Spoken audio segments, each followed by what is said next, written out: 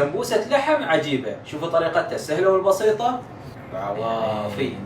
بنحتاج 3 أكواب طحين، تقدرون تستخدمون أي نوع طحين. نضيف عليهم طشة ملح، نضيف 1.5 كوب ماي بالتدريج. أهم شيء نخلي العجانة تاخذ راحتها في العجن، والعجينة بتكون كذا، لا هي ناشفة ولا هي طرية. أهم شيء نخليها ترتاح قبل ما نستخدمها. زيت زيتون، بصل وقرون فلفل. من ياخذ البصل لون الذهب الجميل بننزل اللحم المفروم، نص ملعقة من بهارات اللحم وملح. بنضيف عليهم علبة بازلة والحشوة بتكون جاهزة. اللي بعده طشة طحين، وبناخذ قسم من العجين وبنفرد. بنقطع العجينة بالنص، بالنص وبنسوي بكذي. على الطرف بنحط طشة ماي ونسكرها أقوى شيء عندنا. بهالطريقة بتكون جاهزة للحشوة. بنحشي السمبوسة وما راح نبخل عليها، بنترسها ترس وبنحط على اطراف ماي وبنسكر السمبوسة أقوى شيء.